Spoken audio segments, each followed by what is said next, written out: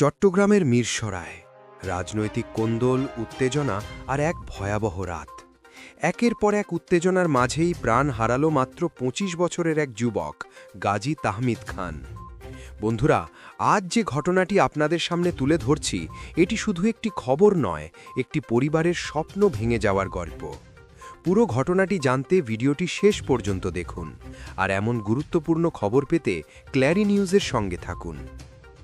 বুধবার বিকাল বারৈয়ারহাট পৌরবাজারের একটি দোকানে স্বেচ্ছাসেবক দলের নেতা জুবায়ের বসেছিলেন। তার পায়ের ওপর পা তুলে বসা দেখেই সাবেক যুগ্ম আহ্বায়ক নজরুল ইসলাম লিটন ক্ষিপ্ত হয়ে তাকে লাথি দেন। একটুখানি অসম্মান আর মুহূর্তেই ফেটে যায় রাজনৈতিক উত্তেজনার আগুন। প্রথমে বাকবিতণ্ডা, তারপর দুইজনই এলাকা অনুযায়ী লোকজন ডাকতে গেলে রাস্তায় নেমে আসে শত শত মানুষ।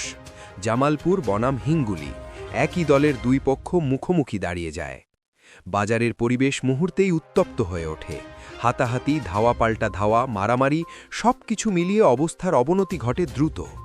এই বিশৃঙ্খলার মাঝেই গুরুতর আহত হন তাহমিদ, রায়হান, মোহন দে সহ আরও কয়েকজন। কিন্তু সবচেয়ে বেশি আঘাত পান তাহমিদকে, উপরিপুরি কোপানো হয় তাকে।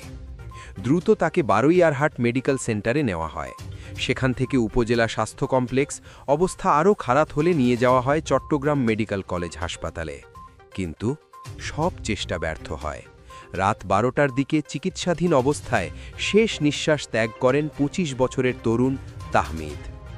তাহমিদের বাবা বাকরুদ্ধ, হৃদয় ভেঙে দেওয়া একটাই প্রশ্ন, আমার ছেলে তো কোনো দোষ করেনি, তাহলে কেন ওকে এভাবে মেরে ফেলল?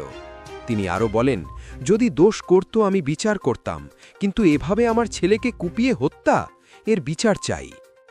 একটি পরিবার, একটি মা বাবার ভবিষ্যৎ মুহূর্তে ধ্বংস হয়ে গেল।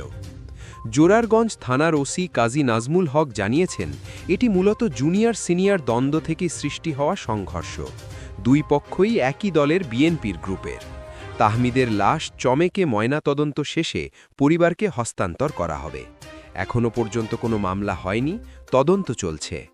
বন্ধুরা, একটু অহংকার, একটু রাজনৈতিক রেষারেষি, আর মুহূর্তের মধ্যেই চলে গেল একটি তরুণ প্রাণ। এমন ঘটনা আর যেন না ঘটে, এটাই আমাদের সবার কামনা। ঘটনাটি নিয়ে আপনার মতামত কমেন্টে জানান। ভিডিওটি শেয়ার করুন যাতে সবাই সত্যটি জানতে পারে। আর গুরুত্বপূর্ণ সব ব্রেকিং নিউজ পেতে এখনই ক্ল্যারি নিউজ চ্যানেলটি সাবস্ক্রাইব করুন।